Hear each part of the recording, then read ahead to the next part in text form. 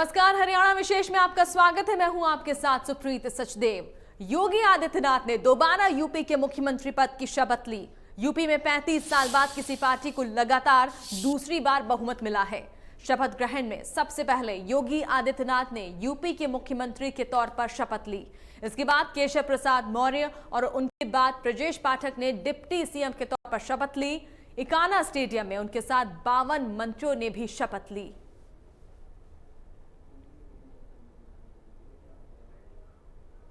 तो शपथ ग्रहण आज हुआ है। एक बार फिर से दोबारा मुख्यमंत्री के तौर पर योगी आदित्यनाथ ने शपथ ली। महाशपथ और शपथ ग्रहण हुआ जिसमें कई और मंत्रियों ने भी, और इस दौरान प्रदेश के मुखिया मनोहर लाल भी वहां पर मौजूद थे। बीजेपी शासित राज्यों के कई और मुख्यमंत्री भी वहां पर पहुंचे थे। तो इस ऐतिहासिक पल का हिस्सा बनने के लिए लखनऊ के इकाना स्टेडियम में दूसरी बार मुख्यमंत्री बने योगी आदित्यनाथ।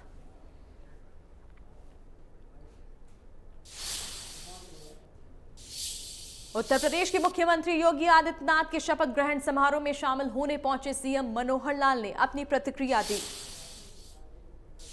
बहुत बढ़िया दिन है, बहुत अच्छा दिन है, सौभाग्य का दिन है कि यूपी में दूसरी बार योगी जी मुख्यमंत्री की पद की शपथ ग्रहण आज हो रही है उनकी। बहुत ही एक अच्छा एक अवसर, बहुत बढ़िया दिन है, बहुत अच्छा दिन है, सौभाग्य का दिन है कि यूपी में दूसरी बार योगी जी मुख्यमंत्री की पद की शपथ ग्रहण आज हो रही है उनकी। बहुत ही एक अच्छा एक अवसर।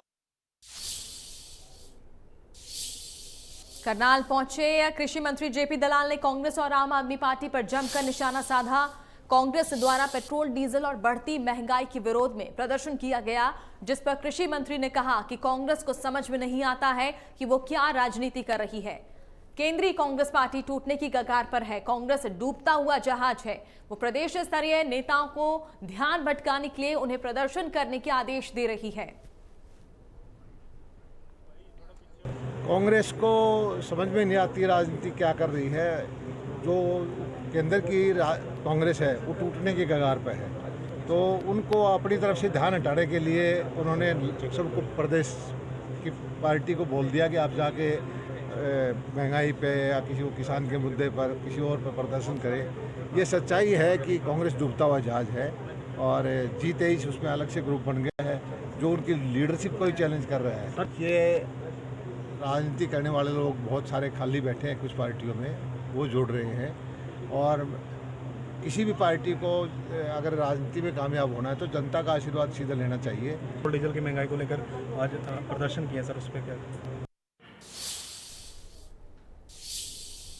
कृषि मंत्री जेपी दलाल ने कहा कि 1 अप्रैल से हरियाणा की मंडियों में गेहूं की आवक शुरू होगी, जिस पर उन्होंने कहा इस बार प्रदेश में 400 अनाज मंडियों में गेहूं की खरीद की जाएगी। सभी अधिकारियों को जिम्मेदारियां दे दी गई हैं।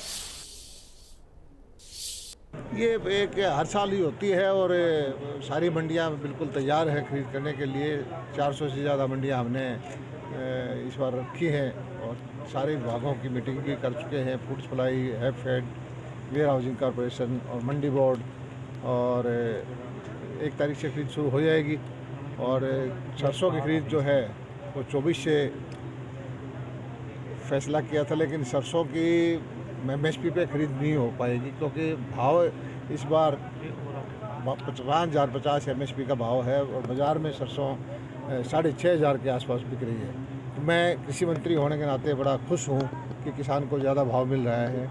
और मैंने कई सालों के बाद ऐसा साल देखा है जिसमें किसान की कपास ऑल टाइम हाई है, 10,000 रुपये क्विंटल बिक रही है। सरसों 6,500-7,000-8,000 तक बिकी है और गेहूँ भी जो हमारा MSP से ऊपर बिक रहा है। और यही हम चाहते हैं कि MSP तो एक्सपोर्ट प्राइस रहे, किसान को उससे ऊपर भाव मिले। और इस वक्त जो है ज़्यादातर चीज़ें MSP से ऊपर बिक रही है। पलवल के लघु सचिवालय में ग्रीवेंस कमेटी की बैठक हुई। सहकारिता मंत्री बनवारी लाल ने बैठक में 15 शिकायतों में से 10 शिकायतों का मौके पर ही समाधान किया। बाकी 5 लंबित शिकायतों का समाधान करने के लिए संबंधित अधिकारियों को दिशा निर्देश दिए।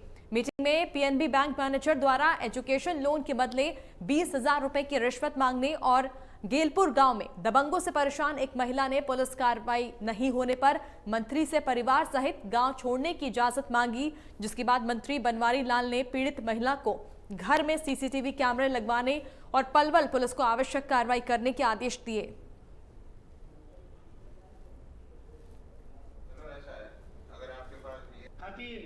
माननीय श्री लक्ष्मी नारायण जी हमारे बीच दिल्ली में राहुल गांधी ने हरियाणा कांग्रेस के नेताओं के साथ अहम बैठक की। बैठक में कांग्रेस प्रदेश अध्यक्ष कुमारी सैलजा और नेता विपक्ष भूपेंद्र सिंह हुड्डा सहित कांग्रेस हरियाणा कांग्रेस के दूसरे दिग्गज नेता भी मौजूद रहे। बैठक के बाद भूपेंद्र सिंह हुड्डा ने कहा कि कांग्रेस में कोई कलह नहीं है और सभी ने बैठक में अपनी अपनी बात रखी।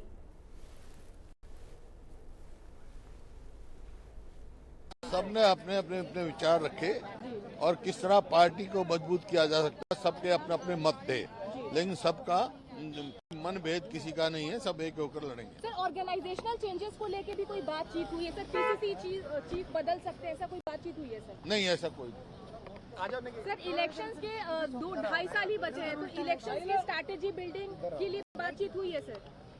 पार्टी को मजबूत करने की बात हुई, सबके अपना अपना विचार है, सब एक होकर पार्टी को मजबूत करेंगे और लड़ेंगे।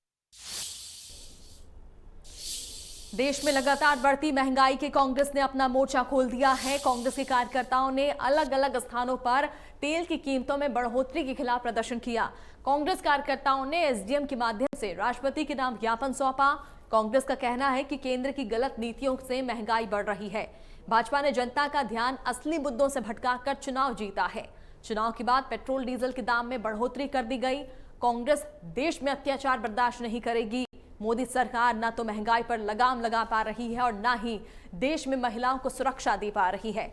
उन्होंने भाजपा सरकार को हर जन मुद्दे पर विफल बताया। उन्होंने कहा कि चुनावों में भाजपा की जीत के साथ ही महंगे दिन वापस आ गए, जिन पर चुनावों तक अल्प विराम था।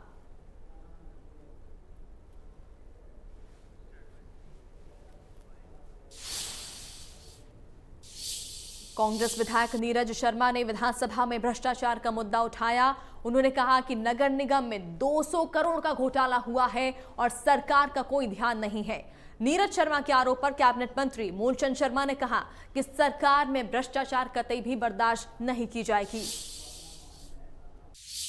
मैंने हाउस ऑफ द फ्लोर एक बात करी थी, 9 भ्रष्टाचार की चीज़ें नगर निगम की निकल के आई थी, जिसमें से माननीय मंत्री जी ने माना कि 5 की रिकमेंडेशन आ गई है विजिलेंस से एफआईआर होने की, 4 में दर्ज है। मैंने कहा मंत्री जी आप एक टाइम बता दो कि इतने टाइम में आप एक चुईया को भी अंदर दे दोगे। देखो सजा तो कोर्ट देगी अल्टीमेटली एंड में जी। मंत्री जी ने कहा मैं टाइम बाउंड नहीं कर सकता।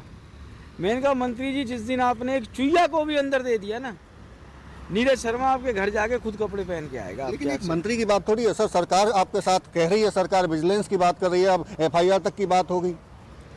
भाई साहब एफआईआर की विजिलेंस ने रिकमेंडेशन की है, ये दर्ज कहाँ कर रहे हैं? दर्ज करें और दोषियों को अंदर दें, चालान पेश करें, कोर्ट फैसला करेगी। क्या होना सरकार 6 महीने की भी तो कह रही है कि 6 महीने में बिल्कुल साफ हो जाएगा। नहीं, कैसे हो जाएगा 6 महीने में? ये हार्डवेयर प्याली रोड बच्चा मर गया बल्लमगढ़ विधानसभा का, बल्लमगढ़ विधानसभा का हिस्सा है ये। 2018 में अनैतिक फैसला किया और 2019 में विजिलेंस ने चिट्ठी लिखी नगर निगम को कि हमें इसके कागज दे दीजिए। 21 सितंबर 2021 को मीटिंग थी लोकल बॉडी कमेटी की, यही मंत्री जी चेयरमैन थे उस कमेटी के। 3 साल में तो विजिलेंस को कागज नहीं मिले। मैंने उस समय भी कहा था मंत्री जी से, मैंने कहा मंत्री जी 3 साल हो गए, नगर निगम कमिश्नर कह रहा है ये काम ड्यू प्रोसेस नहीं हुआ। हमने फाइल सरकार के पास भेजी है चंडीगढ़, वो इसको अप्रूव कर देंगे तो ठीक है। सेक्रेटरी लोकल बॉडीज़ ने कमेटी में उसी समय कह दिया कि जी इस स्टेज पे अभी अप्रूव नहीं होगी, ये संभव नहीं है। और 3 साल में आप कागज नहीं दे पाए। 3 कदम तो बढ़ो मेरे यारो। और मुझे पक्का विश्वास है नीरज शर्मा कपड़े भी पहनेगा, आपके चैनल पे इंटरव्यू भी देगा और इन भ्रष्टाचारियों को जड़ से उखाड़ के भी फेंकेगा। ये बहुत ज़्यादा भ्रष्टाचारियों की सपोर्ट करेंगे, जनता इनको उखाड़ के फेंकेगी। सबसे पहले करेक्शन ये करूंगा, ये बल्लौड़ का मुद्दा नहीं है, ये एमसीएफ फरीदाबाद का मुद्दा है। और इसमें चाहे बल्लौड़ हो, चाहे एनआईटी हो, चाहे बडकल हो, चाहे तिगराम हो, कि बार बार जो बल्लौड़ का नाम लिया जाता है, बल्लौड़ में है जो भी है, पर ये पूरी फरीदाबाद का जो मामला जो नीरज विधायक ने कहा है, ये फरीदाबाद का है। और जहां इस तरह के आरोप लगे हैं भाई ये 200 करोड़ का है, ये तो इंक्वायरी के बाद पता लगेगी ये 200 करोड़ का है, ये कितने का है, इंक्वायरी के बाद पता होगा। सर सवाल यहाँ बीच में यही तो है कि आप बार बार सरकार कह रही है इंक्वायरी हो रही है, विजिलेंस जांच कर रही है, आखिर ये जांच कब तक चलेगी? क्योंकि हालांकि विधानसभा में कह दिया गया है कि रिपोर्ट पेश हो गई है विजिलेंस की तरफ से, तो अब तो कार्रवाई हो जानी चाहिए। प्रदेश के मुख्यमंत्री मनोहर लाल जी के नेतृत्व में कोई भी भ्रष्टाचारी बच नहीं सकता, चाहे कोई किसी दल का हो, कोई किसी बल का हो, क्या कितना ही ताकतवर आदमी हो। और प्रदेश में मनोहर जी मुख्यमंत्री जी के नेतृत्व में ऐतिहासिक रिकॉर्ड करे हैं और भ्रष्टाचारी पर लगाम लगाना है। देश के प्रधानमंत्री नरेंद्र मोदी जी ने भी जो भ्रष्टाचार की जो कांग्रेस के समय में जो बू आती थी और कांग्रेस के जमाने में जो भ्रष्टाचार की थी, हमने उसको लगाम लगाने का काम करा है। और मुख्यमंत्री जी ने विधानसभा में कहा है दूध का दूध पानी का पानी होगा, और जो भी दोषी है उनके खिलाफ एफआईआर दर्ज हो चुकी है, एफआईआर दर्ज हुई है, उसकी जल्दी उनकी जो भी दोषी होंगे उनकी गिरफ्तारी होगी। आगामी 27 तारीख को होने वाली मुख्यमंत्री की प्रगति रैली को लेकर जिले के तमाम विधायकों और मंत्री मूलचंद शर्मा ने प्रेस कॉन्फ्रेंस कर रैली के बारे में जानकारी दी। इस मौके पर उन्होंने कांग्रेस को भी आड़े हाथों लिया। उन्होंने कहा कि मुख्यमंत्री मनोहर लाल की ही देन है कि फरीदाबाद के साथ साथ पूरे हरियाणा का समान विकास हो रहा है। आगामी 27 तारीख की होने वाली रैली में फरीदाबाद जिले के लोग भारी संख्या में पहुंचेंगे।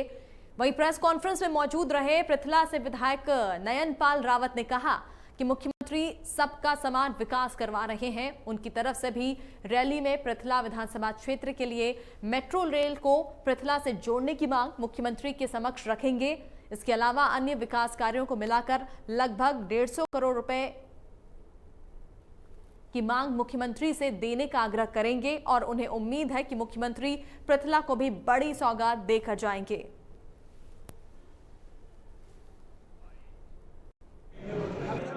सत्ताईस तारीख को 5:30 बजे प्रदेश के मुख्यमंत्री मनोहर लाल जी और तिगाम की अनाज मंडी में ऐतिहासिक प्रगति रैली को संबोधन करेंगे।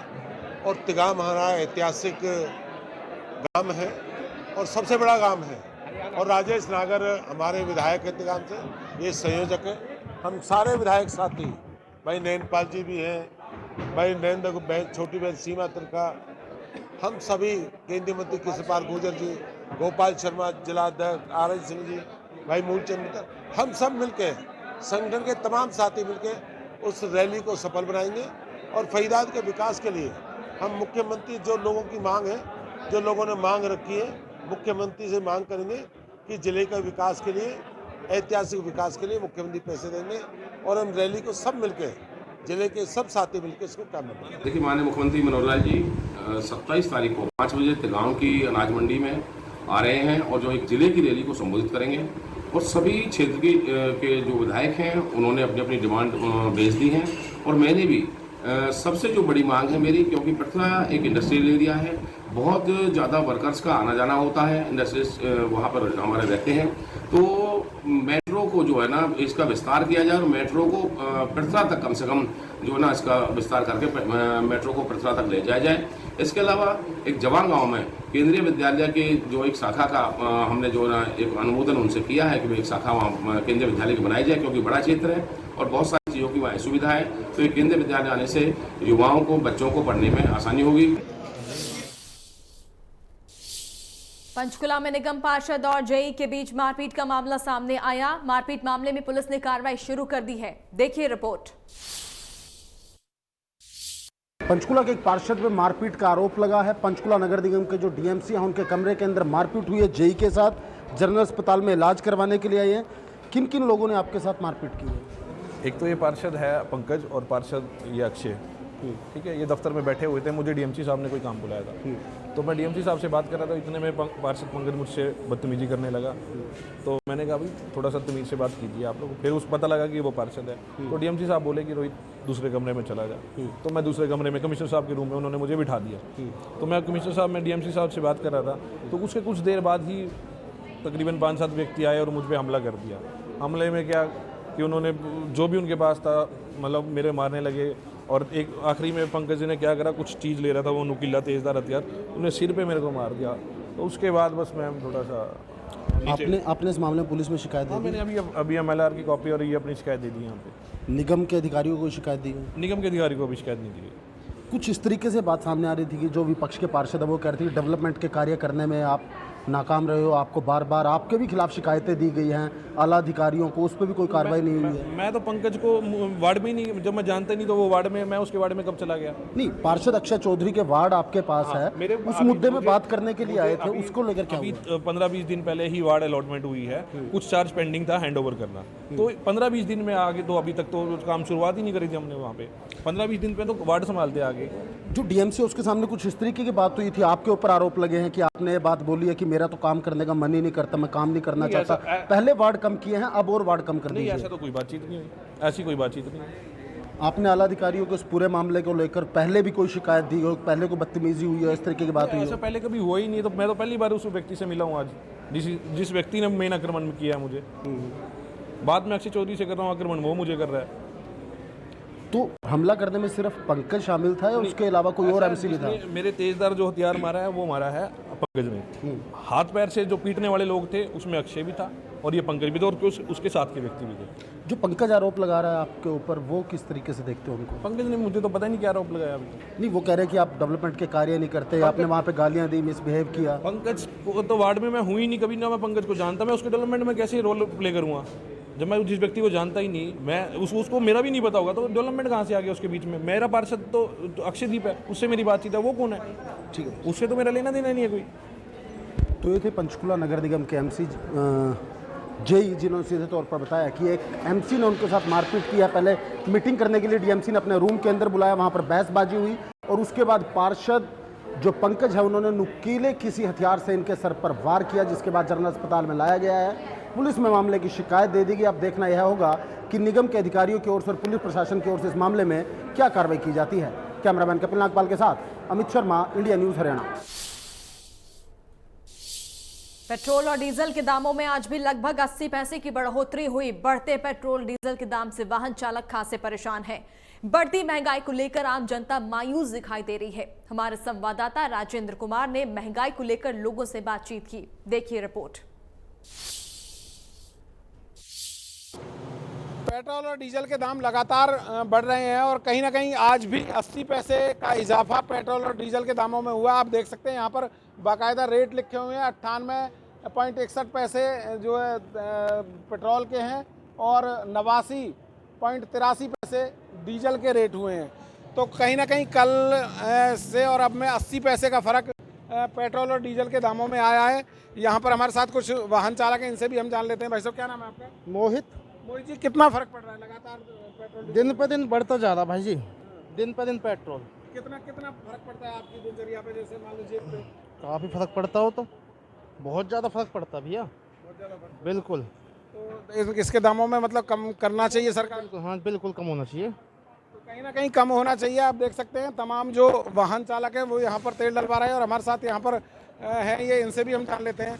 तेल और पेट्रोल के पैसे बढ़ रहे हैं आए दिन, 80 पैसे आज भी बढ़े हैं। क्या कहेंगे, कितना फर्क पड़ता है? वो तो बढ़ेगा ही बढ़ेगा, से लड़ाई चल रही है तो उसमें क्या कह सकते हैं। बाकी है तो कमी है, क्या करें वो इस मत ही बताओ। मतलब घटाना चाहिए सर? घटाना चाहिए तेल तो, क्योंकि महंगाई तो बढ़ेगी हर चीज़ ही बढ़ेगी बढ़ेगी। और भी हमारे साथ यहाँ पर, इनसे भी हम जान लेते हैं। लगातार जिस तरीके से जो पेट्रोल और डीजल के दाम बढ़ रहे हैं, भाई साहब कितने पैसे बढ़े हैं पेट्रोल और डीजल के दामों में? 80 पैसे बढ़ रहे हैं 3 बार से। 3 बार से? हाँ। तो क्या मानते हैं कितना फर्क इससे महंगाई पर पड़ेगा? काफ़ी ज़्यादा पड़ेगा, काफ़ी ज़्यादा फर्क पड़ेगा। किस किस चीज़ पे फर्क पड़ना है इससे? हर चीज़ पे पड़ जाएगा, ट्रांसपोर्ट पे पड़ जाएगा, बाकी सब्जियां वगैरह आती हैं उन पे भी पड़ेगा, हर चीज़ पे किराया पड़ जाएगा ऑटो का। तो क्या सरकार को इस पे संज्ञान लेना चाहिए? बिल्कुल लेना चाहिए, कम करना चाहिए। बिल्कुल बिल्कुल। तो कहीं ना कहीं कम करने चाहिए डीजल के और पेट्रोल के दाम। तो लगातार जो है बढ़ोतरी इनमें की जा रही है, तो कहीं ना कहीं लोगों के लिए परेशानी का सबब बनती जा रही है और महंगाई भी इससे चरम पर पहुंचने के आसार हैं। क्योंकि जिस तरीके से लगातार पेट्रोल और डीजल के दामों में बढ़ोतरी की जा रही है, तो कहीं ना कहीं उससे तमाम जो सब्जियों के दाम हैं या जो भी खाने पीने की सामग्री है, अन्य सामान है, उस पर महंगाई आना संभव है। क्योंकि जब ट्रांसपोर्टेशन बढ़ेगा तो जो सामान है बाज़ार का उसकी कीमतों में भी ज़रूर जो है इजाफा यहाँ पर होगा। तो कहीं ना कहीं बढ़ती महंगाई और बढ़ते पेट्रोल डीजल के दाम लोगों के लिए परेशानी का सबब बने हुए हैं। फरीदाबाद से इंडिया न्यूज के लिए राजेंद्र दहिया। और इसी के साथ हरियाणा विशेष फिलहाल इतना ही। नमस्कार।